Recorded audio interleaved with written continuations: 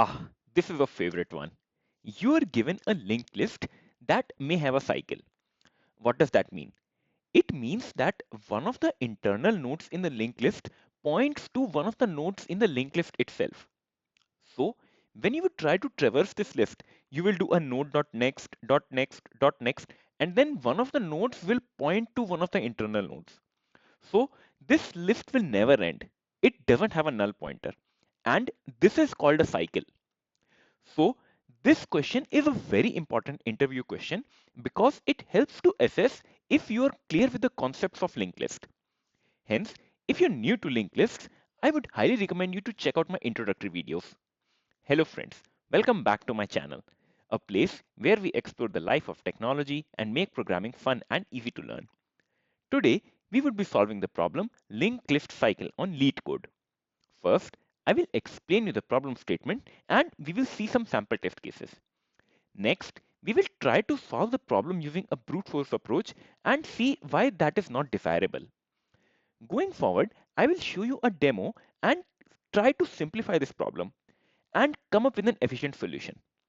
Going forward, we will also do a dry run of the code so that all of this sticks in your mind and you never forget it. Without further ado, let's get started.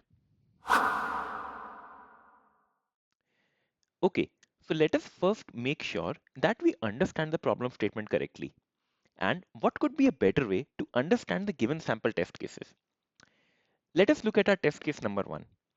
This is a sample of a very general linked list that you guys have must seen, right? So what happens when you try to traverse this list?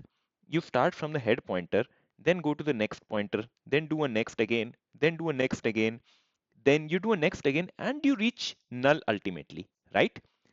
And this is where you stop. So this list doesn't have any cycle. So you simply print out no on the screen. But what happens when a list has a cycle? To understand this, let us look at our test case number 2. How do you start traversing this list? You start from the head pointer, right? So you traverse the head pointer, then you do a next to reach the next one, you do a next again, and then you do a next to reach the next pointer, a next again, right? Now look at the last node that we have reached. You don't see a null over here, right? But instead, what happens when you do a next again? So this last pointer will take you back to one of the internal nodes in a linked list, correct? Now, once you do a next, what will happen is you will reach one of the internal pointers, right? And you have landed at one of the nodes originally traversed. What happens when you do a next again? You reach the next node, a next again, and you reach the next node. Once again, when you do a next, you will reach back the original node, right? So what is happening? You are stuck in a cycle, right? This loop will go on and on. And hence, this list has a cycle. So what you need to tell in this problem simply is, if you have a cycle, just answer yes. And if you don't have a cycle, just answer no. So if the problem statement is now clear to you, feel free to try it out on your own. Otherwise, let us look at some innovative ways to solve this problem. Okay, so let us try to simplify and understand the problem once again. You have this sample linked list in front of you that has a loop, right? What is the most basic solution that comes to your mind? One thing you can do is you can start to traverse it. So you get the value 4, then 8, then 15, then 16, then 23, then 42, and you see ultimately 16 again, right? So one solution that pops away straight in my mind is that, okay, I will try to traverse the list, and as soon as I see a duplicate value, this has a loop, right? So what happens in that case? You create a hash table and you will try to insert all of these values, right? So let me try to quickly create a hash table. Now, what you do is you start traversing this list and keep on adding elements in the hash table if they don't exist. If they exist, you already found a loop, correct? So you see 4, it's not present, so you add it. Next, you see 8, it's not present, so you add it. Next is 15, not present, so you add it. then 16, then 23, and then 42. So all of these elements will get added to your hash table. Now, as soon as you do a next, you will reach the element 16, right? And then you look up your hash table again. You see that 16 is already present, and hence this value is repeated. So it could be a loop, right? And you can say that yes, a loop exists. But this solution will fail if you have a list that has duplicates like this. You can see that in this list the element 4 is repeated, right? So what will happen if you would try to create a hash table once again? You see the value 4, it's not present, so you add it. You see the value 8, it's not present, so you add it. Next, you see the value 4 again. You see that the value is present in the hash table, right? So does that mean this list has a loop? No, right? This list does not have a loop. So this method will fail if your linked list has duplicates. A hash table is usually helpful if you can identify some unique value to work with. So in this case, instead of the value of the nodes, what you can do is you can store the addresses of the nodes in your hash table. For example, an address looks like 0x005, then 0x015, something like this. It is random in the memory, but it is guaranteed that they all will be unique. So instead of adding all of these values, what you can do is you can add all of these addresses to your hash table. So then your hash table will look something like this, correct? And the logic of determining a duplicate still applies, right? Because if you would check the address now, one of these addresses could be repeated, and that would mean that a cycle exists in a list. And this will also take care of the case when your list has duplicates, because even though this value 4 is same, the addresses of this node and this node are very different, and hence you will be able to detect clearly if there was a loop in the linked list or not. Now this method works perfectly and it will give you a correct solution every time. The only caveat with this method is that you need an extra order of n space to store this hash table, and hence this solution is not space efficient. You are taking some extra space, right? So is there any better way that you can solve this problem without using any extra space? Let us try to explore around it. Go. Okay, so just stick with me a little long. I will try to make this problem and this solution as interesting as possible. This is a race track and you see a tortoise and a rabbit running on it, right? And these are the starting positions of the rabbit and tortoise. Now let us assume that this rabbit is running at a speed of 10, correct? And this tortoise is also running at a speed of 10. So if these are their starting positions, would you ever think that they will catch up?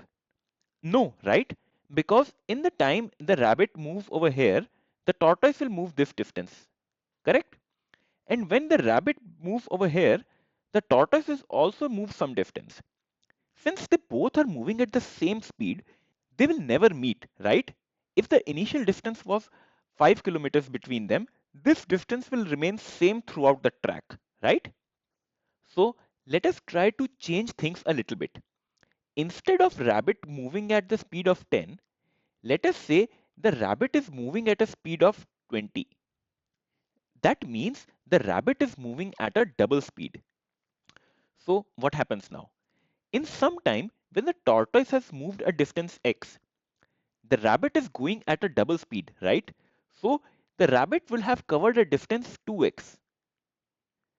In some time, when the tortoise has moved a distance x again, the rabbit will have covered even more distance, right? He will cover a distance of 2x. So what does that tell you? The tortoise is moving at a slow speed and the rabbit is moving at a faster speed, right? So what will happen is sometime in the future, the tortoise will move over here and the rabbit will have already completed this much distance, right? If they go on moving, what will happen? Eventually, this rabbit and tortoise will meet at some position, right? So just try to think this concept in mind. If you have a pointer that is moving at a slow speed, and if you have a pointer that is moving at a faster speed, if they're going in a loop, they will meet at some point, right? And this will tell you if a linked list has a loop or not. Because if there is no loop, both the pointers will reach null and they will end, right? But if there is a loop, the fast pointer will come in the loop and it will meet the slow pointer. So can this work? This seems a lot of fun, right? Let us try to apply it to an actual problem and see what happens. Okay, so you see a linked list in front of you that has a loop, right? But let us see if we can find it with our algorithm. I have a hare over here and I have a tortoise, correct? And they will move at different speeds. The hare will move 2 pointers at a time, while the tortoise will only move 1 pointer at a time. So after some time, the tortoise moves 1 position and this hare will move 2 positions, correct? Once again, what will happen is the hare will move 2 positions and this tortoise being slow will move only 1 position. Then once again, this hare will have moved 2 positions and this tortoise will move 1 position. You can see that the hare is advancing 2 places at a time and the tortoise is only advancing 1 place at a time. Correct? Let us keep doing this. I have this hare, it moves 2 pointers. This slow turtle will only move 1 pointer. The hare once again moves 2 pointers and this tortoise will once again move only 1 pointer. Now look at it. This hare will again move 2 pointers and it will ultimately meet the turtle. So what does this tell you? This means that this linked list has a loop. That is why the hare was able to catch up with the tortoise, right? And as soon as they meet, you can say that there is a loop in the linked list and you can return a yes. If you had a case when there was no loop, what would happen? You would have a null pointer, right? And the hare would have reached the null and he would have eventually stopped. As you might have guessed, this is also known as the hare and tortoise algorithm, or in mathematical terms, it is also known as the Floyd Warshall algorithm.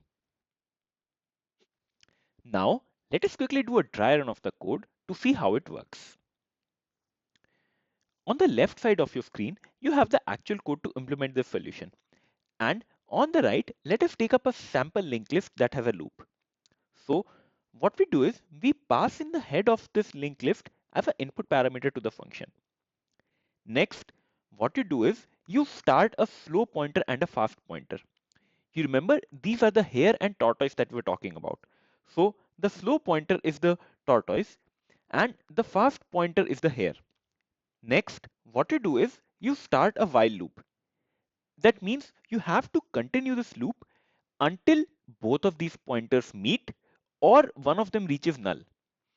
If a null is reached, that simply means that the linked list does not have a cycle. So what do? You break out of this loop and you return a false. But let us go into this loop now. As soon as we go into the loop, what do? We advance both the pointers. We advance the slow pointer only by 1 and we advance the fast pointer by 2 places. So what will happen? This will move the fast pointer 2 places and the slow pointer only 1 place. And at every iteration, you check if the slow pointer equals to fast pointer. If they meet, we found a loop. This time this condition is false. So what will happen is this loop will run again. And now, once again, the fast pointer will move 2 places and the slow pointer will only move 1 place. So you see, this is the same kind of action that we just demonstrated, right?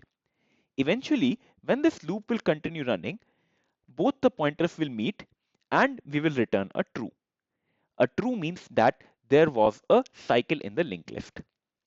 Now, the time complexity of this solution is order of n, where n is the length of the linked list, because we are going through the entire list at least once, right? And the space complexity of this solution is order of 1. That is because we are not consuming any extra space, and hence this is a very efficient solution. I hope I was able to simplify the problem and its solution for you. As per my final thoughts, take a moment to go back and look at the problem once again.